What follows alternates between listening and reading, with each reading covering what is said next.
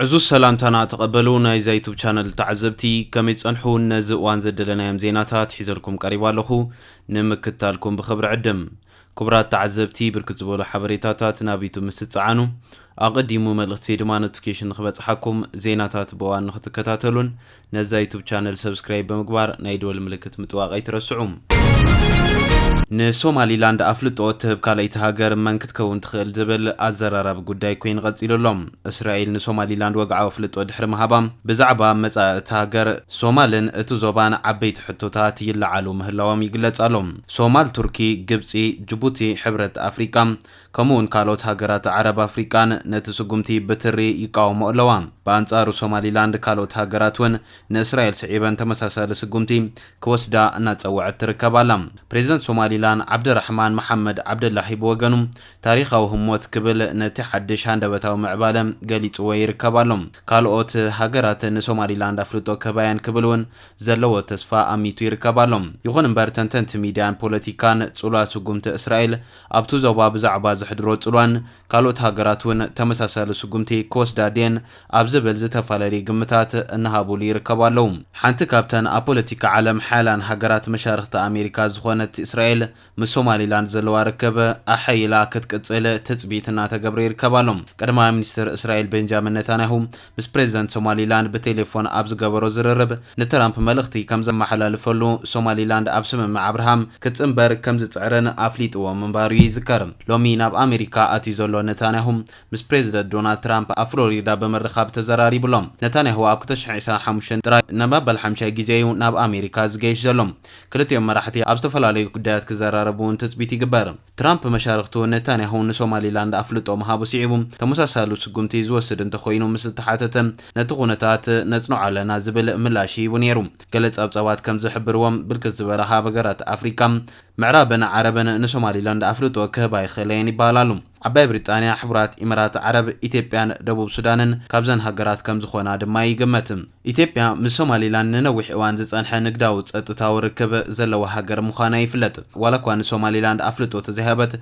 كلتين وغنات أب هرقيسان أديس أبابان قنصلاوي بيت صحفت كم زلوان زفلتيوم أب مجمرتا كلتش عيسان 4 ببريزيدنت سوماليلاند نبر موسى بهن قدما منستر إثيوبيا أبي حمدن زتختم سممع نسومال أقوطيعو منبارون زفلتيوم اتسممع جن زاجد فري تريفوم قدما منستر أبي إثيوبيا بزخوني خنواغا أفدق بحركة متركب بتدقاقام قالكاتو تراي نيريوم إثيوبيا سوماليلاند نحبر ربدحان زمدنانا لون من البات سوماليلاند نزد مدنا تقيمام أفلطو كتركب تخليام سوماليلاند كابكالوت هاجرات أفلطو كتركب مسجمرت نزق قداي أقوم متكتاتو تثبيت قبر كبل كيلا حقي سوماليلاند تنتانا بوليتيكان قولي دافاق قليسو يركبالهم أبكتش عيسان 4 قدما منستر إثيوبيا نبر ملس زيناوي مسابال بايتو بريطانيا لورد ديفيد تريسمان أبزكايدو ركب إثيوبيا سوماليلاند أفلطو زهابت قدمي تهاجر كتكونيا قندما سالسايون أي كتكوننيا كبل قاليت ومنبارو الزكريم ملس نزق كم زبالة تريسمان أبكتش عسرتن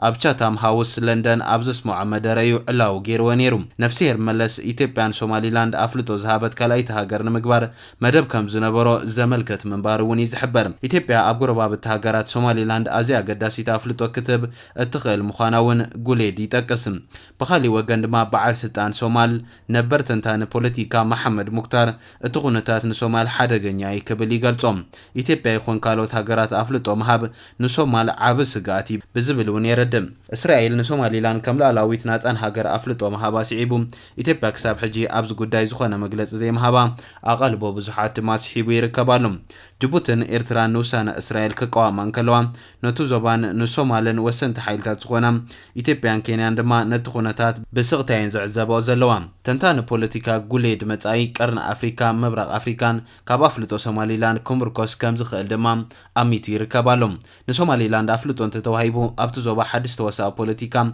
نابتو مدرق كتنبر الله مالتي دما يبل اتي أفلطو نسوماليلاند كبزة بليوم ننوح عمتات ترسيعو زتصنحم دمت سوماليلاند أبقمت كأتو كجمري وكبلون اتتنتان بوليتيكا يقلصم محمد مختار بوغنو أمانغو መንግስታት ዝካየድ ንሕንሕ ንጥፈታት ካልኦት ፖለቲካዊ ሓይልታት እቲ ዞባን ልዑል ጽልዋ ከም ዘስዕብ ገሊጹ ይርከባሉ። እቲ ዞባ ንሕንሕ እናበዝሖ ይኸይዳሎ ንዓለም ለኻዊ ንግዲ ኣዝዩ ኣገዳሲ ቦታ እዩ። ሶማልያ ትፈላለይ ወይ ሓድነት ይሃልዋ ኣብቲ ዞባ ልዑል ጽልዋ ክህልዎ ይኽእል ክብል እውን እቲ ተንታኒ ፖለቲካ ይገልጽ። እዚ ከምዚ ኢሉ እንከሎ ፕሬዚደንት ፌደራላዊት ሪፓብሊክ ሶማል ሓሰን ሼክ ማሕሙድ ምስ መዘንኡ ጅቡቲ ዝኾነ እስማኤል ዑመር ግለም ኣብ ከተማ ጅቡቲ ተራኺቦ ኣብ እዋናዊ ዞባውን ጉዳያት ኣገዳሲ ምምኽኻር ከም ዝወሰደ ቪላ ሶማልያ ዝዘርግሐቶ ሓበሬታ ሓቢሩሎም። ኣብ መንጎ ክልቲኦም መራሕቲ ኣብ ዝግበር ዘተ ቀንዲ ኣጀንዳታት ኮይኑ ተላዒሉ ዘሎ ኣብ ዙርያ ዲፕሎማስያዊ ጻዕርታት ሓድነት ሶማል ሉዓላውነት ግዝኣታዊ ቅንዕና ንምሕላው ዝዝወር ምዃኑ ተሓቢሩሎም። እቶም መራሕቲ ነዚ ዲፕሎማስያዊ ጻዕርታት ብኸመይ ብሓባር ከም ዘወሃድዎም ከም ዘይሕሊልዎን ብሰፊሑ ድማ ተዘራሪቦም ኣለዉ። ብፍላይ እቶም ክልተ መራሕቲ ንምክፍፋል ሶማልያ ዝቃወምን ንሓድነት እቲ ሃገር ዝድግፉን ምሕዝነታዊ ሃገራት መርገጽ ምሕያል ኣገዳሲ ምዃኑን ኣስሚሮም ኣለዉ። ፕሬዚዳንት እስማኤል ዑመር ጉለ ጅቡቲ ኩሉ ግዜ ኣብ ጥቓ ሶማል ደው ኢላ ንላዕላውነት ሓድነት እቲ ሃገር ዘለዋ ደገፍ ክትሐይል ምዃና ኣረጋጊጹሎም። እዚ ኣብ መንጎ ክልቲኦም መራሕቲ ዝተኸየደ ኣኼባ ጉዳይ ላዕላውነት ሶማል ኣብ ዞባ ቀርኒ ኣፍሪካ ውዒ ኣርእስቲ ኣብ ዝኾነሉ እዋን ኮይኑ ብፍላይ ድሕርቲ ኣብ መንጎ ኢትዮጵያን ሶማሊላንድ ዝተፈረመ መዘክር ምርድዳእ ዝተኻየደ እዩ። ጅቡቲ ሓንቲ ካብተን ቀንዲ ሃገራት ናይቲ ዞባ ምዃና ዝፍለጥ ኮይኑ ንላዕላውነት ሶማል ዝድግፍን ንሶማሊላንድ ካብ ሶማል ምንጻል ዝነጽግን ቅዋም ከም ዘለዋ ይፍለጥ። ናብቲ ካልእ ዜና ምስ ንሰግር ቻይና ነቶም ኣብ ታይዋን ኮይኖም ታይዋን ካብ ቻይና ክትፍለ ዝሰርሑ ሓይልታት ንምህዳንን ንምጥንቃቕን ኣብ ከባቢ ታይዋን ሓያል ወታደራዊ ልምምድ ክትገበር ምዃና ገሊጻላ። እቲ ሓይልታት ኣየር ባሕርን ምድርን ተላፊኖም ዘካይድዎ ወታደራዊ ልምምድ ፍሉያት ሓይልታት ተኮስቲ ሮኬታት እውን ክሳተፍዎ ምዃኖም እቲ ልምምድ ብናይ ብሓቂ ምትኳስ ብረታት ተሰኒዩ ጽባሕ ሰሉስ ክካየድ ምዃኑ ሰራዊት ቻይና ኣብ ዘውፅኦ መግለፂ ገሊጹ ይርከባሎ። እቲ ጃስቲን ሚሽን 2025 ዝብል ስም ዝተዋህቦ ወታደራዊ ልምምድ ኣሜሪካ ንታይዋን $11 ቢልዮን ዝዋግኡ ዝተፈላለዩ ወታደራዊ መሳርሒታት ከም ዝሸጠትላ ድሕሪ ምሕባራ ነዊሕ ከይጸንሐዩ ብቻይና ተኣዊጁ ዝርከብ ዘሎ። ኣሜሪካ ንታይዋን ወታደራዊ መሳርሒታት ምሻጣ ንቻይና ኣዝዩ ቆጢዕዋን ከም ውጽኢቱ ድማ ኣብ ልዕሊ ወታደራዊ ንብረታት ኣሜሪካ እገዳ ከተነበር ኣገዲድዋን ይርከባሎም። ብዘይካዚ ቻይና እታ ኣካል ግዛእተያ ትብላ ታይዋን ኣብዚ ዓመት እዚ ወታደራዊ ዓቕማ ንምድልዳል ዝገበረቶ ሓያል ሽመታ ኣጽዋር ኣቆጢዕዋ ይርከባሎም። ቤት ጽሕፈት ፕሬዚዳንት ታይዋን እቲ ቻይና ኣብ ከባቢ ታይዋን ከካየዶ ዝበለቶ ወታደራዊ ልምምድ ንዓለም ለኻዊ ሕግታት ዝጥሕስ እዩ ክብል እውን ነቒፍዎ ይርከባሎም። ሚኒስትሪ ምክልኻል ታይዋን ብወገኑ ሎም ሶኒ ወጋሕታ ወታደራውያን ነፈርትን መረኸብን ውግእ ቻይና ኣብ ከባቢ ታይዋን ከም ዝተረኣያ ብምሕባር ስርዓት ምሳኤል ምክልኻል ነፈርቲ ይከታተል ከም ዘሎ ሓቢሩ ይርከባሎም። ሰራዊት ኣብ ሓይል ተጠንቀቕ ከም ዘሎ ብምሕባር እውን ንህዝቡ ካብ ዝኾነ መጥቃዕቲ ንምክልኻል ድሉው ከም ዘሎ እቲ ሚኒስትሪ ዕላው ገይሩሎም። ንኸባቢ ወሽመጥ ታይዋን ዝከታተል መብረቃዊ እዚ ቻይና ኣብ ዌይቦ ዝተባሃለ ማሕበራዊ ሚድያ ኣብ ዝለጠፎ ጽሑፍ ነቲ ወታደራዊ ልምምድ ዕርዲ ፍትሒ ክብል ገሊጹዎሎም። ቻይና ንነዊሕ ዓመታት ታይዋን ብሰላማዊ መንገዲ ምስ ቻይና ክትጽበር እኳ ክትጽውዕ እንተጸንሐት እዚ ምስ ዘይከውን ግን እታ ደሴት ታይዋን ካብ ቻይና ከይትንጸል ሰላማዊ ዘይኮነ ኣገባብ ክትጥቀም ከም እትኽእል ሕግታት ብምጥቃስ ክትሕብር ምጽናሓ ይፍለጥ። መንግስቲ ቻይና ፕሬዚደንት ታይዋን ላቺንግተ ንናጽነት ታይዋን እዩ ዝሰብኽ ብምባል በተደጋጋሚ ክኸሰውን ጸኒሑ እዩ። ፕሬዚደንት ላቺንግተ ታይዋን ድሮ ሉዓላዊት ሃገር ምዃና ብምግላጽ ነጻ ሃገር ኢላ ምእዋጅ ከም ዘየድልያ እዩ ዝገልጽ። ላቺንግተ ብሰንበት ኣብ ቴሌቪዥን ታይዋን ቀሪቦ ኣብ ዝሃቦ ቃል ቻይና ክትበጽሖ ናይ ዘይትኽእል በራኸ ኢና ክንድይብ ዘለና ድሕሪ ምባል ንቻይና ናይ ምትኹታኽ ድሌት የብልናን እንተኾነ ሰላም ኣብ ናይ ብሓቂ ሓይሊ እዩ ዝምርኮስ ክብል ገሊጹ እዩ። ክሳብ ሕጂ ብተደጋጋሚ ዝተገብረ ምርጫታት ዝበዝሕ ህዝቢ ታይዋን ስታተስኮ ክኸውን እዩ ዝደሊ። እዚ ከዓ ምስ ቻይና ሓንቲ ሃገር ክኾኑ ኣይደልን እዮም፣ ከም ሃገር ከዓ ብወግዒ ነጻነቶም ክእውጁ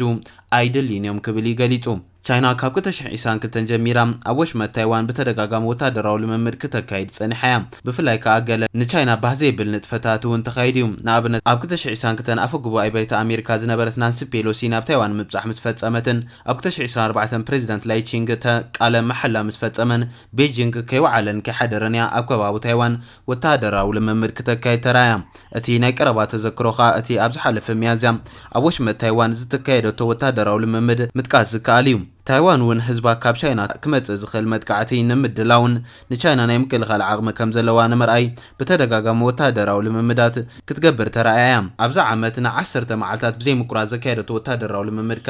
እቲ ዝነውሐ ወታደራዊ ልምምድ ታይዋን ኮይኑ ተመዝጊቡ ይርከባሉ ፕሬዚደንት ላይ ቺንግተ ናብ ስልጣን ካብ ዝመጽእ ታይዋን ወታደራዊ ዓቕማ ኣብ ምድልዳል ሰፍ ዘይብል ወጻኢታት ያናገበረት ትርከብ ኣብ ጥቅምቲ እቲ ኣብ ታይዋን ተተኺሉ ዘሎ ንኣይሮንዶም ናይ እስራኤል ዝመሳሰል ስርዓት ምክልኻል ካብ ተጸባእት ምክልኻሊናት ተኺልናዮ ክብሉን ተሰሚዑ እንተኾነ ተጸባእት ዝበላን ሃገራት ብዕላይ ገለጸን ኣብ ዝሓለፈ ወርሒ ቻይና ንታይዋን እንታጥቂዓ ጃፓን ንታይዋን ምክልኻል ኢዳ ከም እትእቱ መራሒ ጃፓን ኣባይቶ ሃገሩ ድሕሪ ምዝራቡ እቲ ዞባ ምትፍናን ካልእ መልክዕ ሒዙ ተራእየሎም ከም ውጽኢት ድማ ቻይና ዜጋታታ ናብ ጃፓን ከይገሹ ኣጠንቂቓያ ትርከብ